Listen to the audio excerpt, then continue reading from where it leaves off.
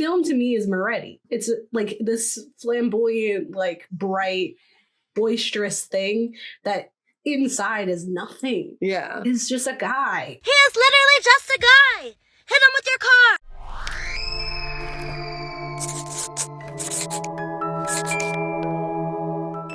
Hi, I'm Kay. And I'm Gabe.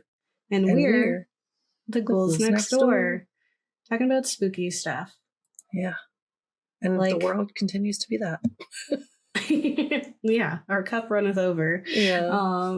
We're starting a new series, and it's a series we've touched on before because it keeps coming. You know, there's always more to talk about, and it's clearly on people's minds. In late stage capitalism, we're gonna really see the consequences of all that capitalism come to light perpetually. I bet in like 3 weeks we'll have even more awful stuff that's happened, and we'll just kind of be like, ow, but I'm glad I know.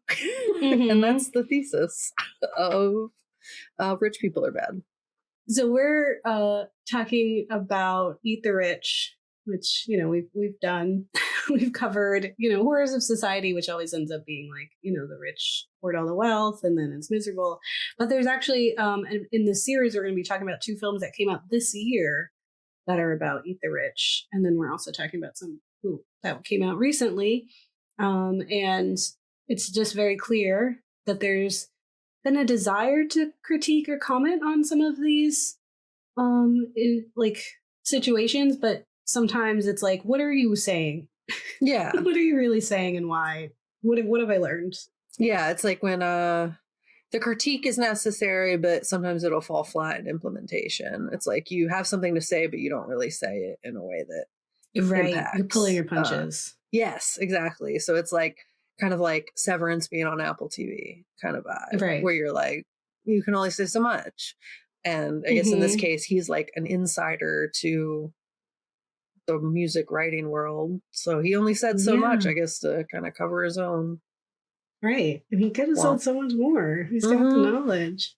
Yeah, we're talking about the film Opus, which came out last year, 2025. And the first time I saw it, I actually didn't hate it. I actually liked it. I was like, that was a weird ride. I remember it, like, you know what I mean? Like, it was a memorable film. That like weird stuff happened that I haven't seen something due to a body before. So like in that way it stuck with me. But I'm excited to hear. I didn't feel strongly about it, so I'm really excited to hear your section because I know it's not widely loved by the internet. So I'm excited to learn why, and probably I'll agree with you because I don't feel especially passionate about it. When I first watched it, I was like, oh wow, okay, that was a film. And I remember Isaiah had recommended it to me, and I hadn't really been I'd wanted to see it mostly because of AO, obviously, and so that was my catch, and I think that was on purpose. I think they're cashing in on AO's rising fame. And then when I finally, it was like, oh, we have a movie, let's watch this. And then I was like, what's going on? I definitely left I don't know what I'm feeling. I don't know what to take away from that. And my partner hated it. Yeah. It was like, I regret that we watched that. So, and I, looking back, I'm just like, there was a lot of things in it that I was disappointed in. I don't say it in my section, but I hate that Amber Midthunder, who's just a great actress, was essentially nonverbal. Yeah, they didn't use her skills, essentially. Yeah. No, and it was weirdly that he in his cult used a lot of BIPOC people. Yeah. And those are the front line. There's 2 indigenous folks and a Black woman. Yeah. Running it. And I'm just why? Why? Why and did that's never explained. Specifically, celebrities exploit people. All kinds, sure. Yeah, it's just I think that's the problem with the whole film. We didn't ask enough questions of why? What are we doing here? What do you want to say? Yeah. And he was everything, and it was and so you settled on nothing. Yeah. It's funny because it's it does fit the Ghouls MO in terms of it is trying to say something. It's just didn't do it. Right. Yeah. Yeah. And I think in like when we have a lot of options for Eat the Rich and like critique, it's like sad that it can kind of just get swallowed up by some of the other representations.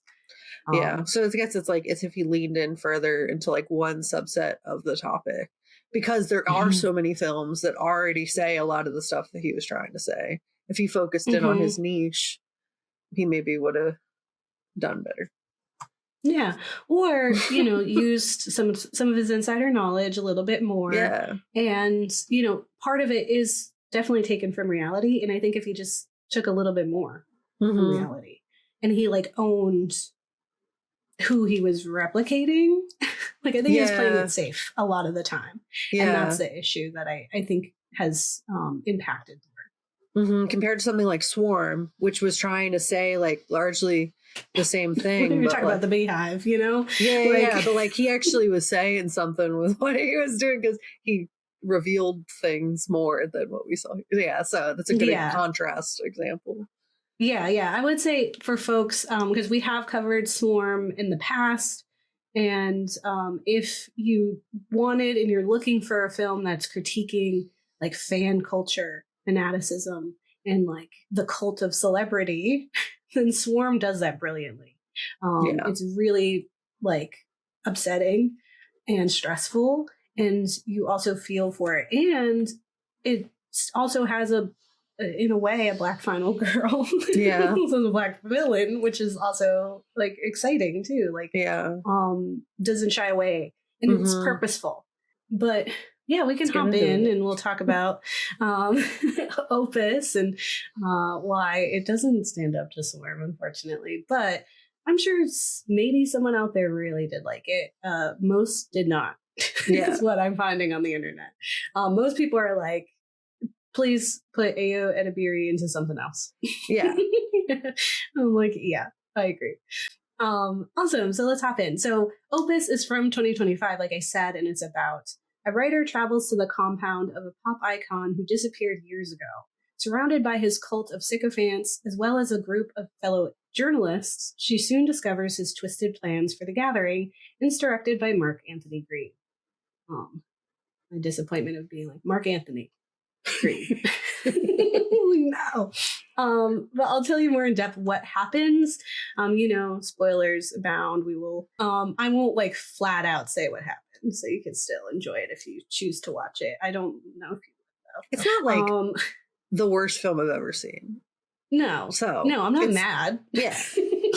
It's not one of those ones that we're angry about. Yeah, no, exactly. It's just like you're not missing anything in your life if you don't experience it. Yeah. Like there's a lot of movies out there and a lot coming out. And if you only have one movie, like time, this doesn't have to be it.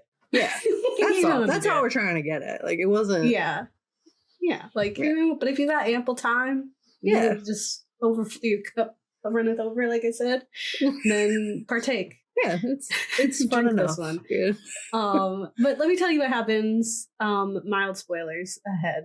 But Opus attempts to confront celebrity fanaticism and elitism. Following young music journalist Ariel Acton, who's played brilliantly by Ayo Edebiri.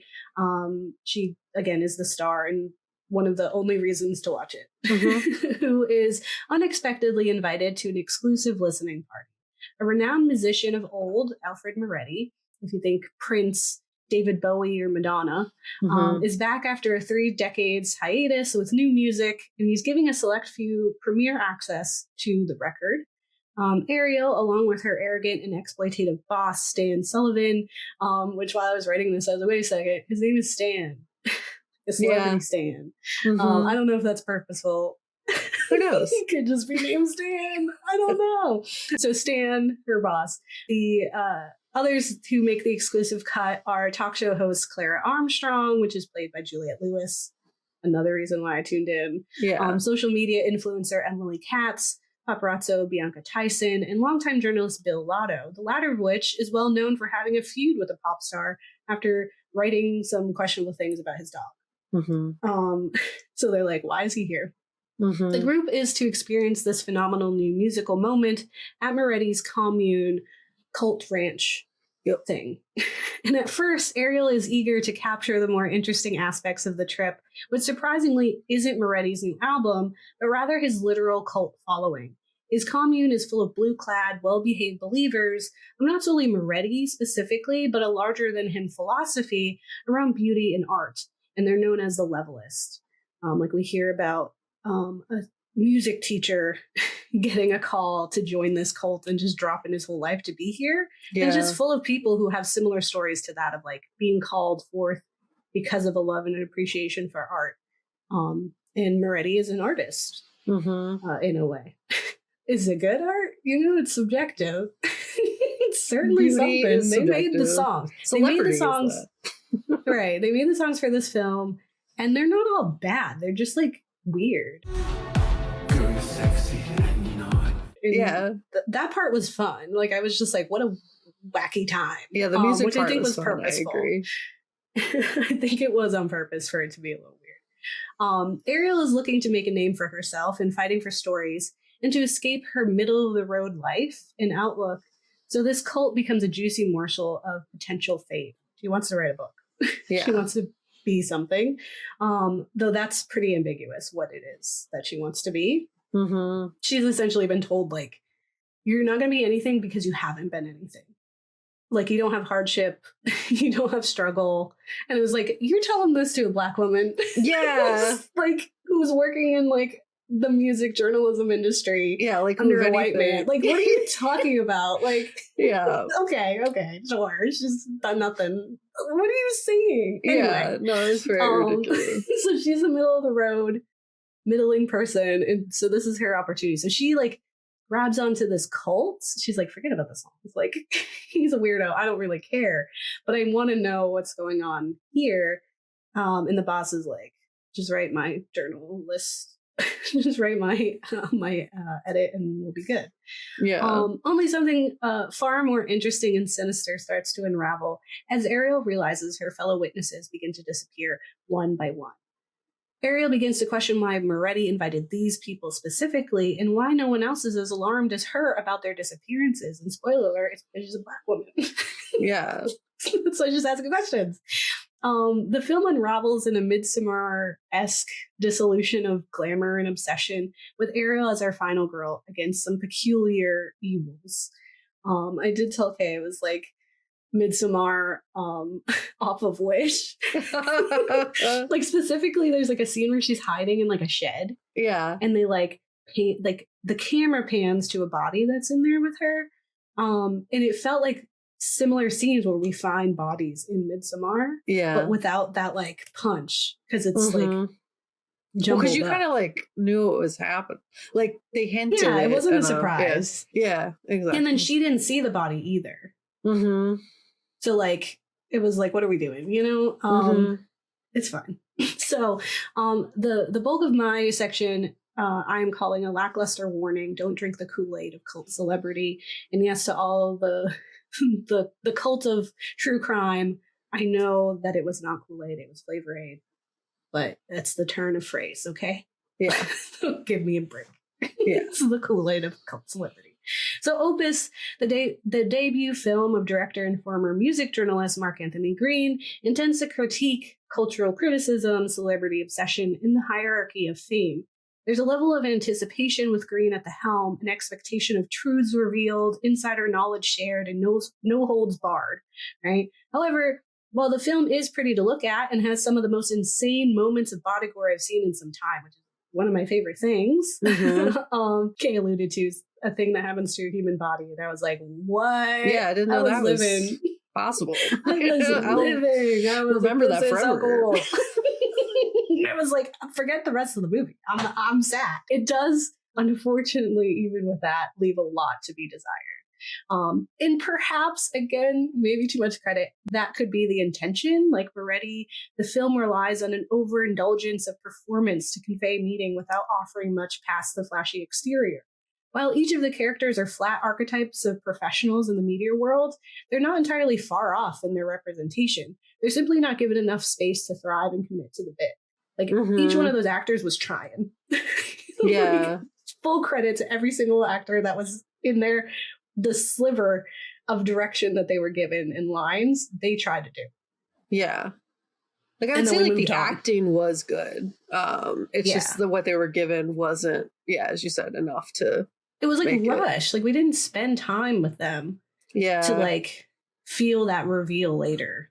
Yeah, and like you were saying, why is no one else stressed? Like, for sure. And it's also like if you think of like if it was on purpose, it's like to show like superficiality of fame and how like the ambition can be whittled down to something so selfish or simple. But like as you said, I don't know. And I think like there is a part of it that is a conversation of like, you know, they are desensitized to the absurdity of celebrity, right? Like they're and now it's like a whole can of worms. But in previous years ago, there were conversations around Diddy parties, right? Or similar celebrity parties, Jay-Z and all of them, where absurd things happened at them.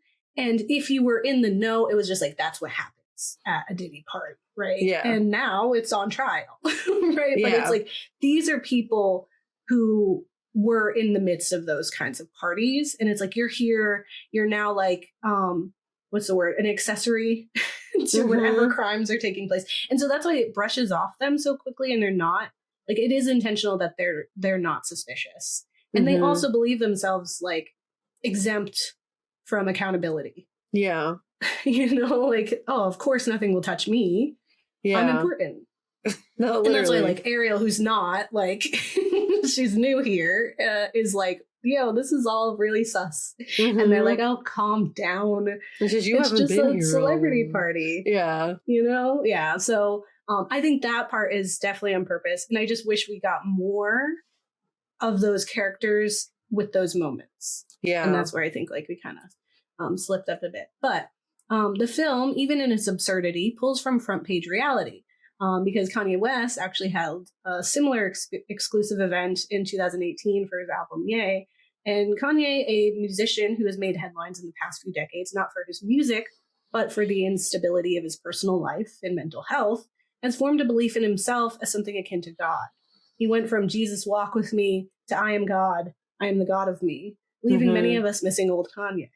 In an article on Pitchfork, Opus Review, a fameless spoof of celebrity culture, they compare the fanaticism of Kanye's approximation to God to Moretti's and Opus, saying, the rare proximity to Kanye, who was just beginning his descent from the summit of pop culture, was covered by every outlet imaginable, including this one. Celebrity is a weird thing, Alex Frank wrote in his Pitchfork roundup of the event. Even if you fancy yourself cynical and jaded, fame's glow will shine in your eyes anyway. Which, funny enough, they do that in the film. Does make me wonder, did you read that article before then? Because fame seems to do that too in this film, showing a glint of glow in the eyes of Moretti's followers and fans. The cult is the more interesting aspect of the film for me, with the twisted, like, murderous intent of Moretti falling into background noise, a lackluster and surprising chorus amongst a far more interesting and punchy bridge. I had many more questions about this cult than I did about Moretti's victims, and notion that I shared with Ariel, who continues to question Moretti on his beliefs. Her tango with Moretti as she pokes into his world is captivating at moments. His lingering above her, watching over her shoulder, dwelling a tad too long in her personal space is like, ooh. So gross. It's infinitely more unsettling than a headless body in a shed. Like, yeah.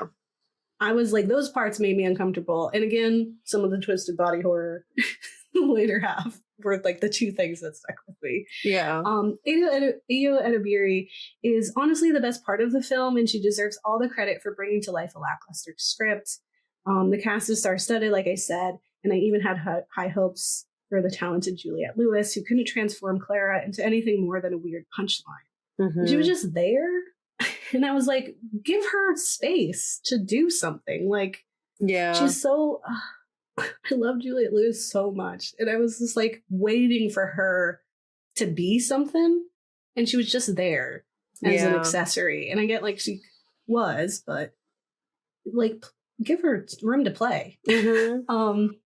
And I will say that I really appreciate the pathetic reasonings behind Moretti's wrath. It fits the desperate nature of a washed-up celebrity who fancies himself God enough to make the killings reasonable. Right, to him being like, I'm Caesar. He's literally like, I'm Caesar, I'm killing you. Like, sir. You're just a guy, actually. Right?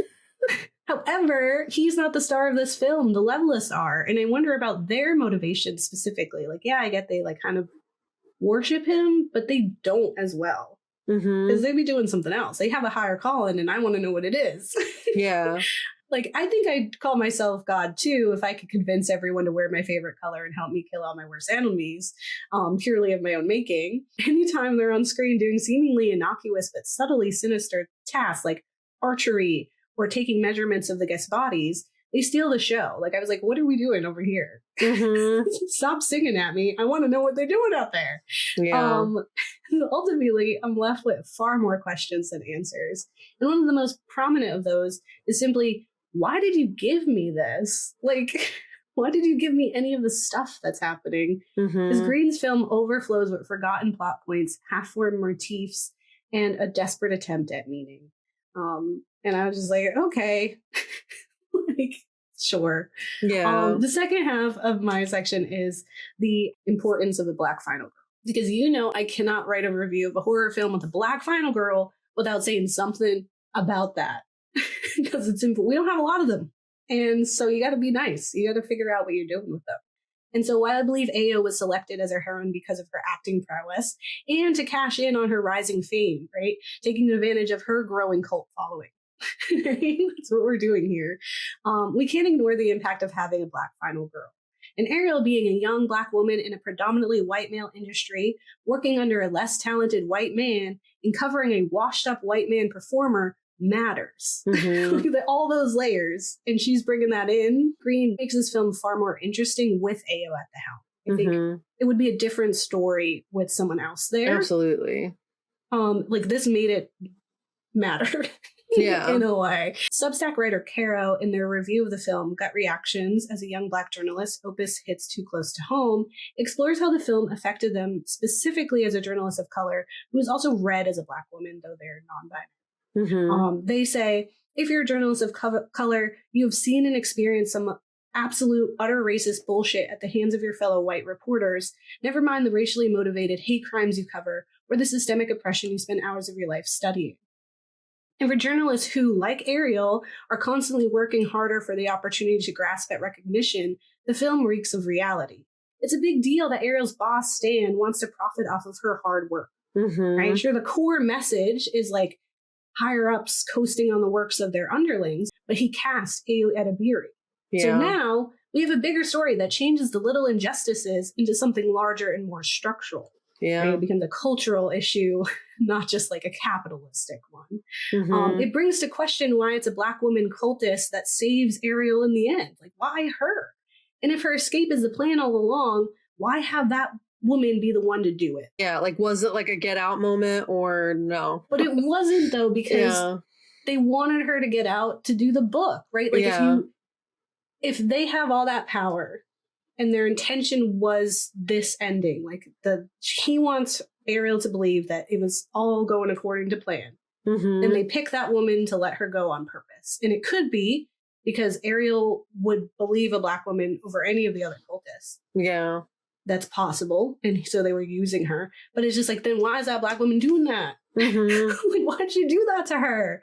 Ariel being Black also better informs her decisions, right? It's why she's quicker to suspect something's awry, to ask questions, and to be the first to try to nope her way out of there. And when she's like, I got all my stuff, I'm ready to go. Yeah, I was like, absolutely. I was like, yes. She questions the unquestionable obedience of those around her, and her suspicions at times feel straight out of Jordan Peele's Get Out. Like, she's living his life, right? She's naturally distrusting. Even if she came from her middling life, it's in her bones. Yeah. Having our BS detector fine-tuned, our running shoes tied tight, and our eyes constantly on the metaphorical emergency exit, yeah, it's just another night in Black Girl World, explains Caro. And Caro feels the film isn't exactly frightening for people like them, but for people like Stan, these are the terrifying consequences of their own actions, Caro says. If you are a part of the machine that believes that DEI, like cancel culture, is a social poison, are the kind of person who talks over colleagues in editorial meetings, sees the bright young minds hired as a well of ideas for you to steal from, and are just nice enough to your Black women peers so that you don't come across as racist, but don't see them as people, then Opus is a big yikes for you, probably.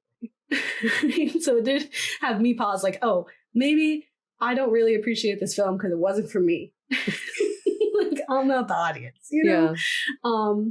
But what was the purpose of the puppet show around Billy? Like, Billie Holiday, right? In the critical moment of regret for Ariel, who should have walked her ass home. She should have kept going.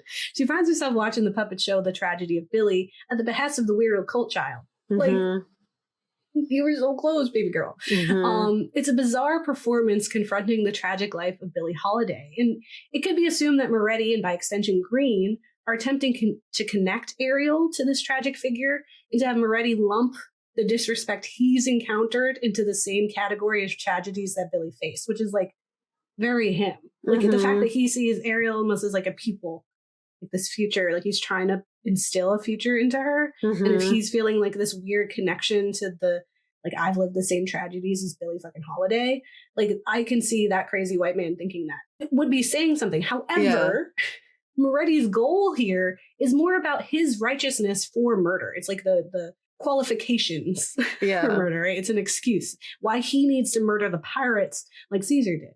He's just like, they didn't know who I was and I'm God, you know? It's a matter of pride. So it's an odd choice to have this white man who fancies himself godlike to wield Billy's pains and suffering at the very hands of men like him and the others that he's persecuting as a weapon of undoing for Ariel. Like I'm all twisted up there. I'm like, what are you doing to me, sir? So ultimately, Opus is a flamboyant display of celebrity and cult, lacking in substance. It's a gory spectacle and has some fun moments that are unfortunately stunted by the overall story. It's a bit of a record flop, and no amount of auto-tuned Daft Punk-esque absurd performances by John Malkovich can save it. Yeah. Like, it was cool though. Like, I was like, it was such a weird vibe, and I was like, okay, what are we doing? It's just like we took these weird paths, and like you kept giving me stuff, and then you didn't do anything with it. And I'll be like, the first time I watched it, it was definitely like I did not have my media analysis glasses on. I was just like, that was so weird. But like, I like Ayo, so it was kind of fun because I like Ayo. And then Isaiah left it kind of feeling the same thing. We're like, this is definitely saying more than we perceived in this moment. Because it definitely looks like it's supposed to. Yeah. That's the and thing. Then you watch it looks media like analysis it's supposed to. And then you're like, oh wait, no, it's definitely not.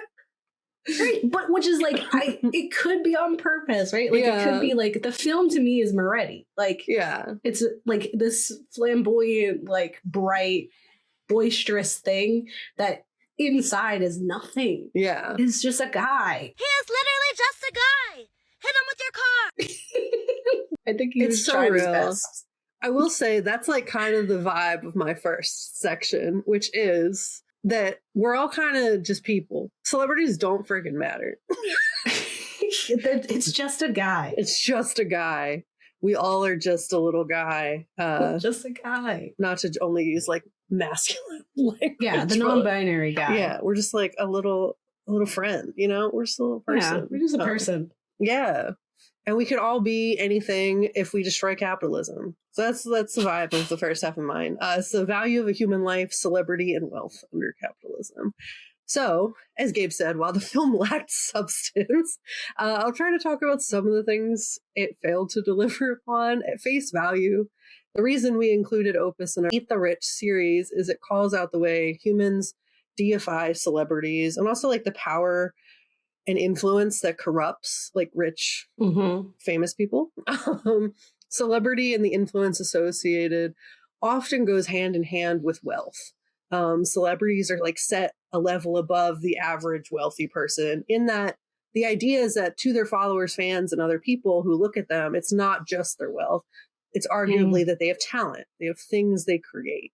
The fun thing with capitalism, though, is like even the people who create stuff, sometimes they're not even creating it. But if we're thinking like actors or musicians, sometimes they write their own songs. a lot of the times they have a blind like a lyricist when you write some ghostwriting. Yeah, ghostwriting their songs for them. But like their life kind of reflects what they're singing about. So you think they did it. You know what I mean? So the argument is that they have talent in something that only they could do with things that they create. And that's why they're better than just like a rich person. Because they're creating something, art, beautifulness. And I think that's why it extends past just like fame into like deification, because it's like if I remember when we were doing Passover, we talked about like how people used to think they were taken over by demons if they were writing a song. So it's like there's an integration between the creation of music and religious ideals. So it's like the deification of them does make sense in that context. Like you were chosen by something higher than us. Yeah. To be this vessel of art and creativity. And so now you've transformed yourself from just a lowly human into something that is important and special. Humans love hierarchy.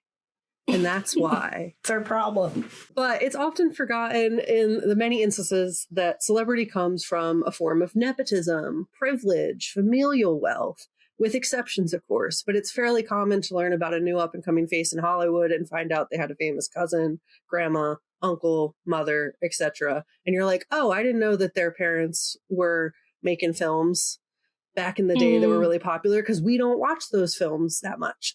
You know what I mean? Like they had a famous relative in the 1920s and that wealth built something. So now they're into acting. A lot of the famous people we know come from a line, not all. Obviously, social media has bridged that gap a bit. And there are exceptions. That's how you kind of keep the American dream lottery fantasy alive, is you have to let somebody through and use them as anyone can do it. A regular man can come up from the bottom, pull up their bootstraps. The Hunger Games. Yes, literally Hunger Games. So much fame and power under capitalism comes from structures that allow it to take place. And as I said, if anything, social media has acted as an equalizer. You have a lot of people who are just like in people's phones, and we're seeing the transition away from that with like the monetization and whatnot, but because they're like trying to control it again. But that was a little bit of a gap where you got people who weren't in there that got to come up and achieve fame through like fandom in a literal sense, not like they started from the bottom or they started from the bottom instead of they started from mid and were able to have an easier time climbing to the already. top. Yeah. We unpacked the fandom side of things. Obviously, we talked about Swarm. So if you want more of that, go there. But also touch briefly on how wealth corrupts our minds and capacity for empathy. But if you want more of that, I'd recommend our American Psycho episode, because we get really into how money makes us go a little bonkers, in that we forget that we're a normal person, and instead no one tells us no, so we kind of think we're able to do whatever we want. What I will be unpacking my section is really life examples of celebrities extending their power too far, who let their pride and delusion of grandeur grow without limits, because as a person they stopped being given limits, stopped respecting boundaries, and viewed themselves as superior. The issue is the hierarchy. And essentially in the American Psycho episode, we do cover the fact that a grounding presence, someone who like reminds you that you are human, that what you were before, is something that can protect you from being corrupted by wealth. But Kanye is a great example of, after his mother passed, who was his grounding person, this very rapid descent he took in the opposite direction. Because wealth is inherently corrupting. But because of the nature of capitalism and how it attributes value, when someone holds more wealth and power, they're likely to be corrupted by it. And if a person is told they are worth more money, capitalism states that their life is more valuable than someone else's. And if someone chooses to believe that, then they are more likely to lose empathy for others. If we think of like the boat experiment, it's like, who do we save? The more value you have under capitalism, your net worth is like, you're more likely to be saved by other people because they reinforce the idea that you are superior in some way because you have a lot of money. The saving grace, as I said, is a grounding person. So as long as you have that, feel free to get some money, but don't do it at the expense of other people. The film does achieve showing this issue in real time, in that, like, if Moretti's net worth and value as a person is worth more than the other Lovelace, their loyalty comes into some context. It's like the king effect, or like the delusion applied to kings or leaders whose lives are valued higher than their subordinates. Like, they'll die for him kind of thing. It's the same issue with the like hero mentality, and assuming just because another person has done something heroic, has acted heroically, that like they have something the average person lacks. That belief directly benefits the oppressor. So what would it truly mean under capitalism to believe all life holds value, with the power for great good and great evil, and that choice is in our hands? Yes, yeah. Just put it out there. I'm on a little bit of a soapbox. I appreciate you indulging me. Yeah. And that is not to deny the societal struggles that force the idea that one's life matters more than another because of institutionalized racism, sexism, colorism, classism, ableism, and more. If we've learned anything on our show, it's that the isms ism, and they will continue to make being a good person like really hard. You're not incentivized to do that. And also there are so many barriers that impact our ability to get to different places. And it's not to say the ability to influence is not valuable, but it also suggests it's not teachable, which I don't think is true. Like, you can, anyone if we destroy capitalism, anyone could be anything. And the ability to influence another person is something that can be learned with intentional effort, just like anything else. Power comes from external factors that can be earned as well, but are largely impacted by the systemic things. Inherent ability and talent exist, absolutely, but hard work is a talent too.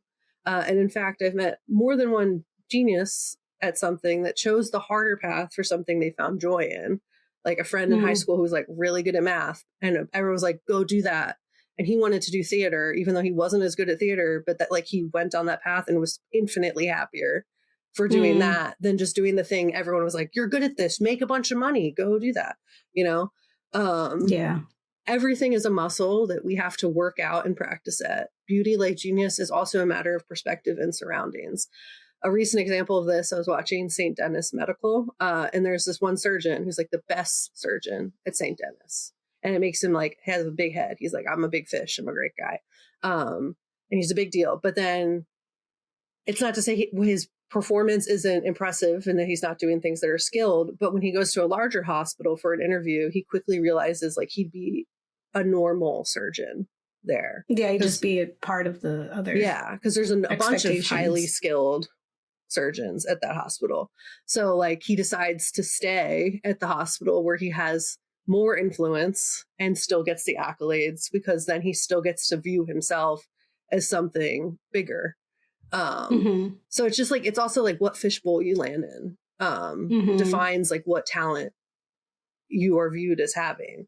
So all that is to say is that sometimes fame and power have so little to do with actual talent or inherent superiority, and much more to do with who they know, luck, timing, the fishbowl that you're born into, and the societal structures and systems that act as a blockade, statistically moving out of the way more for specific groups of people than others. So something freeing that I think is beneficial to learn and understand is that people getting the things you want has so little to them being actually better than you.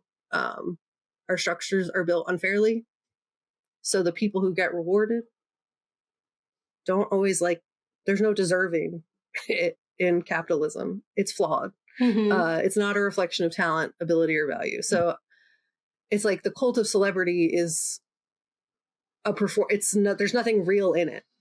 So in that way, I guess like the film kind of did that. But a revolutionary thing is to believe that all life holds value and that we all have potential to be something beautiful, unique, and kind. It's just really hard to be that under capitalism, because it basically requires us to act opposite to that belief in order to survive. So the answer is not grinding more.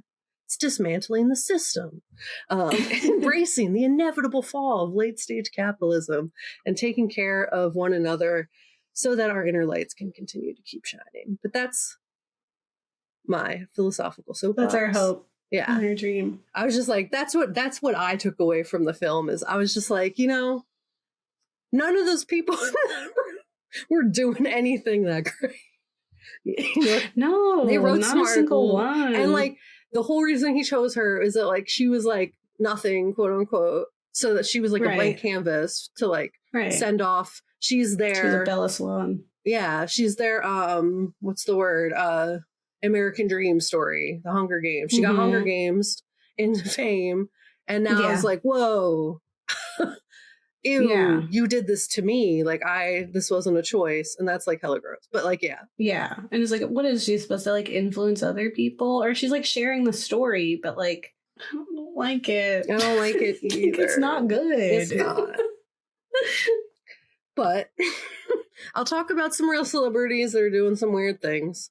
Specifically, I'm going to talk a bit about Jared Leto and his weird cult time. And it's just like the reason I focused on that is because it's like similar to the movie. It's like really weird what he was doing. It started out nice and it turned into like, it's kind of like if you were like, I want to go to a festival for music, and it's like, that's innocent and fun. And then the more money they get from that, it like slowly devolves into something disgusting. Because they're like, oh, I'm a deity. I'm super powerful. Right. And I will say they're not really doing anything anymore. It's kind of old news at this point, but the pandemic kind of ended the cult, quote unquote. Good. Yeah. Another thing to be thankful for. But something else to say is just like the list of people who, when wealthy and famous, do horrible things is so long. There's so many things they could have chosen to talk about. Most times. Like, yeah. Like wealth is all corrupting. Like, and a lot of people don't have someone who's going to ground them. If anything, they're just told yes all the time, to the point where they literally go crazy and then believe themselves to be God. So it's like, there's so many people on that list that it's upsetting. So this is like entertaining. That's why I chose talk about it instead of like being like, let's talk about Jeffrey Epstein for 30 minutes. Or Diddy. Yeah. So yeah. It's kind of also sorry, go ahead. I was just gonna say it's kind of funny because you mentioned American Psycho, because Jared Leto's in that. And so it's just like he's getting murdered like from the version of what he's become. You know what I'm saying? Yeah. Like, it's like the people who love American Psycho because it's like patriarchy. Yeah. And not because it's a critique of the patriarchy. Right.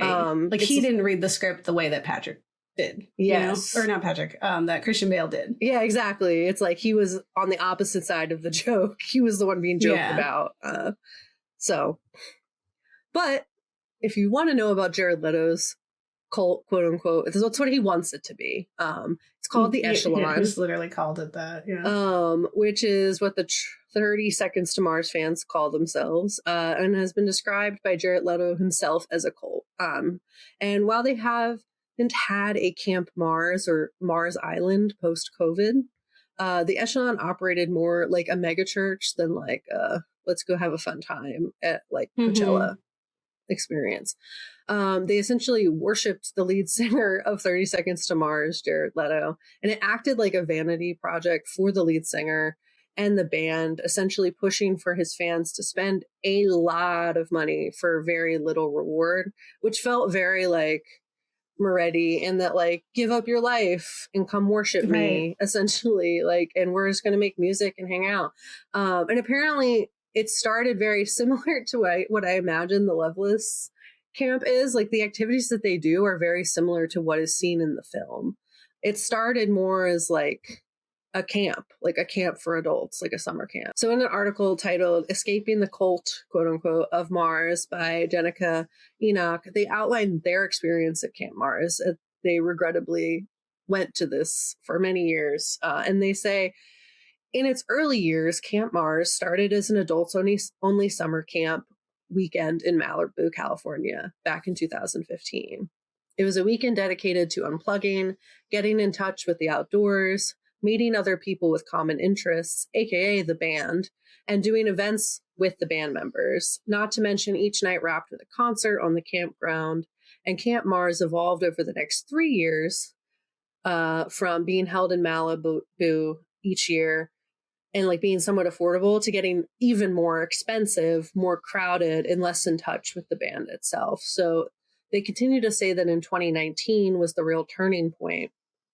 And while it was always a lot of money and kind of a band vanity show, it was in 2019 that the band shifted gears, claiming that they had heard cries from non-American fans begging for Camp Mars outside of the United States, that it went to like Mars Island, which is in Croatia.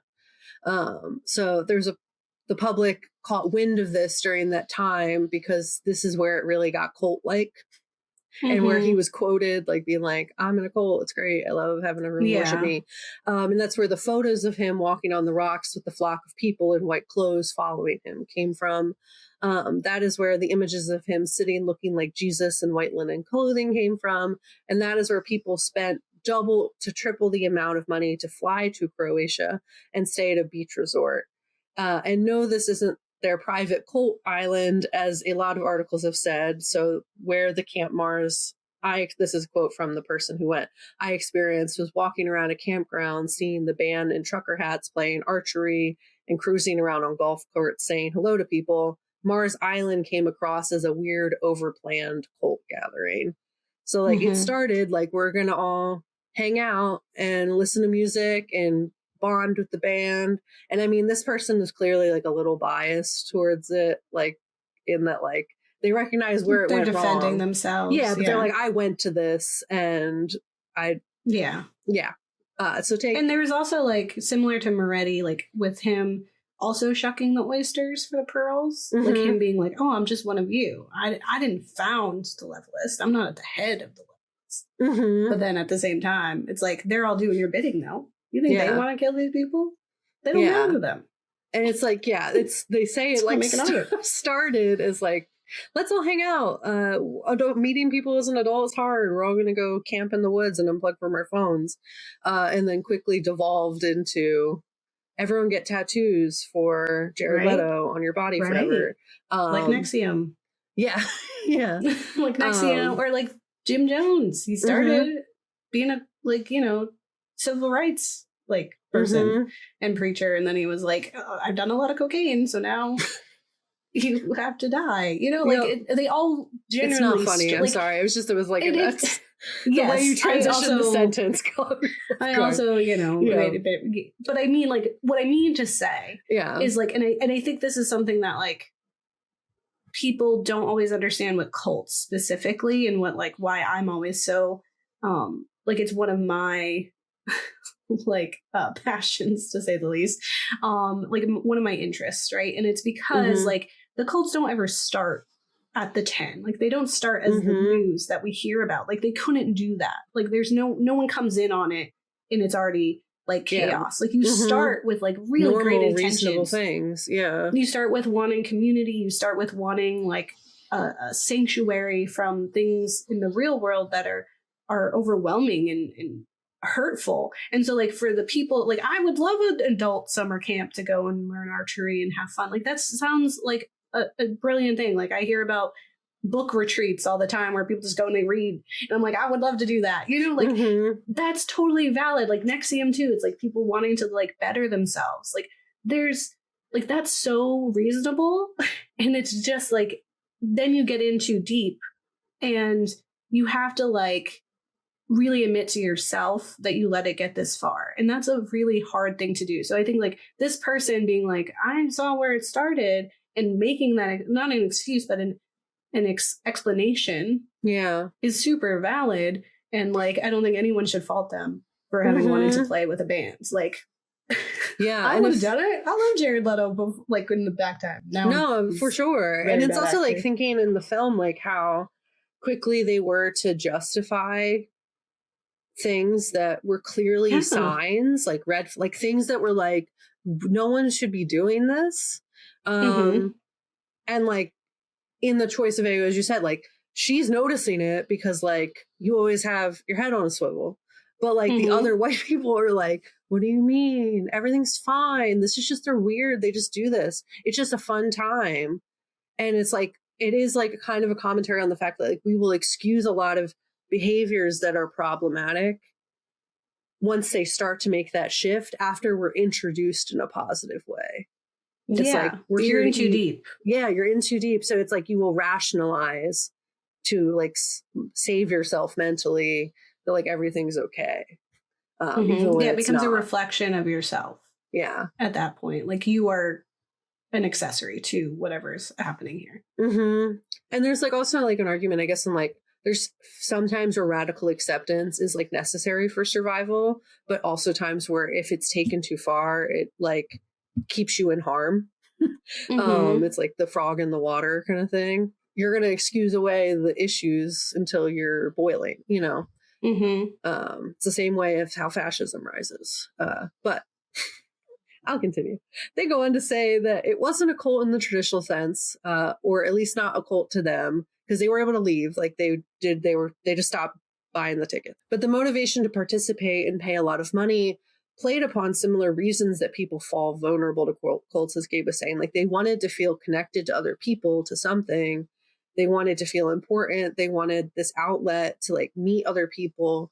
And ultimately the band took advantage of people in a big way, even if it, you know, you could just stop paying for it, I guess, in theory. And the author notes that Jared Leto likely wanted it to be a real cult. Like every interaction that she witnessed of him was like, he was like, I hope that this gets worse and I can continue to take advantage of these people. And the culture of the event became very toxic because as the price increased for tickets, specifically, people would felt like they had to get their money's worth. So they would like be given crumbs and they'd be like, I need to do something big to get the band's attention, like to get like connected to the band. And like money was the pathway to that. Or like there's also a lot of accusations made against Jared Leto about how he's very inappropriate with young girls. So like I believe it.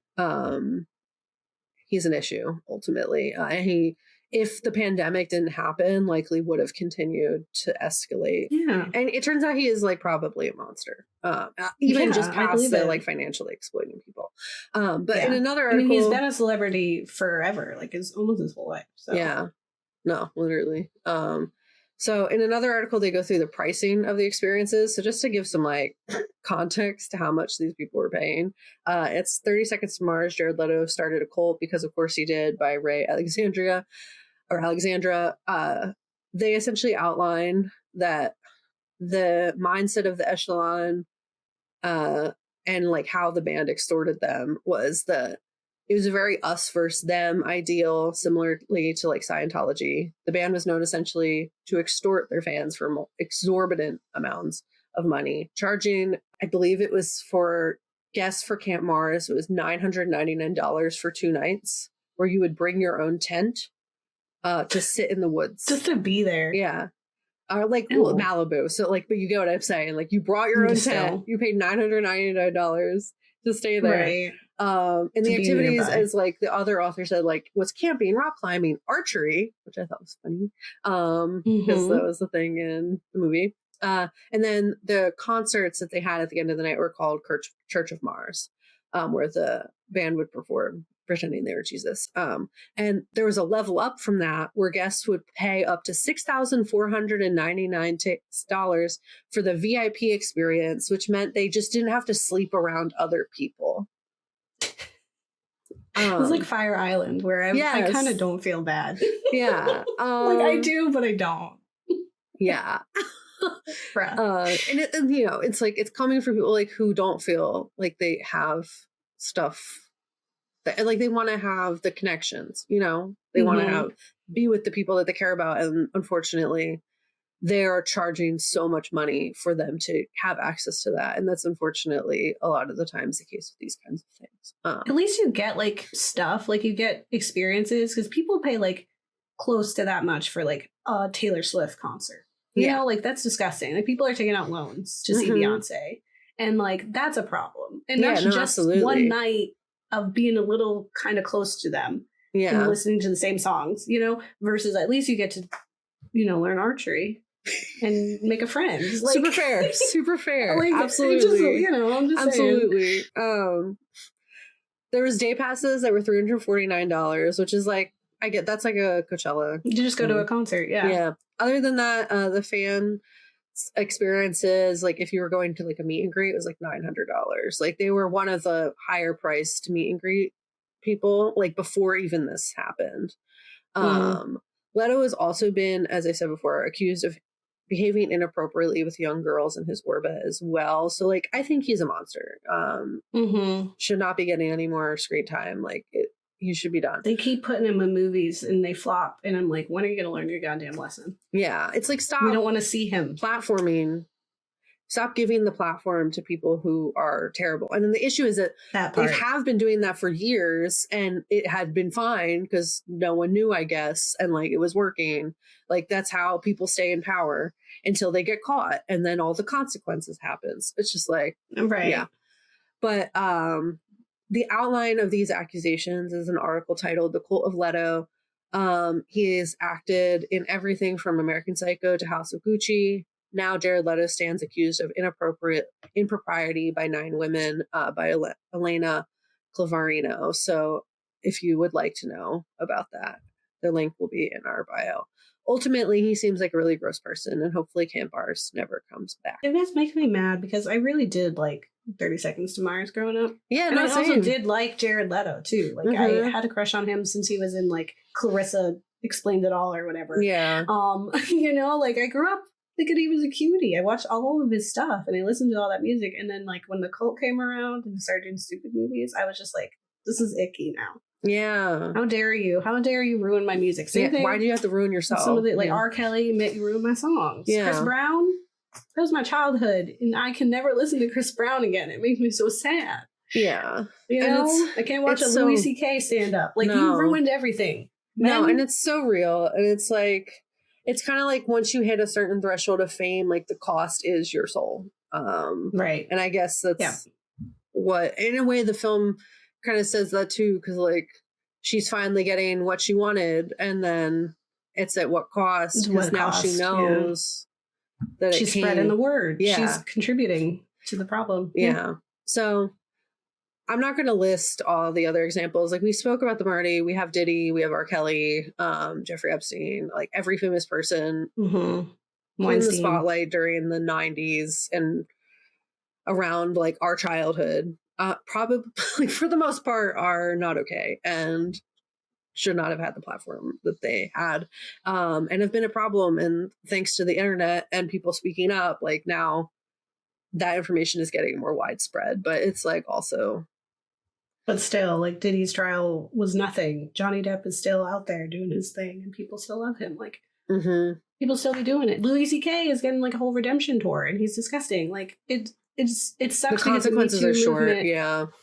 Me Too movement is supposed to be so scary and cancel culture. Like that doesn't exist actually. Cancel culture doesn't exist because no one is ever held accountable. Yeah. Like they just they take a little nap out of the public eye and then they come back and they're like, oh, sorry.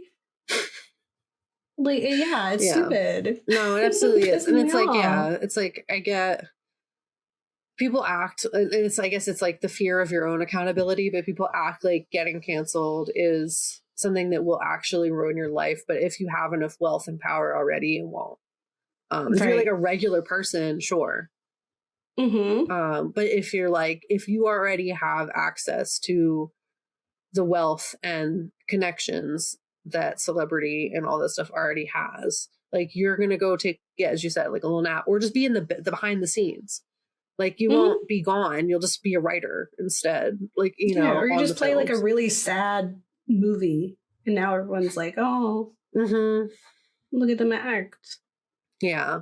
So I'm not going to really talk on that because we're at time, but like there's a long list of people who are a problem. And we're going to continue to hear about more.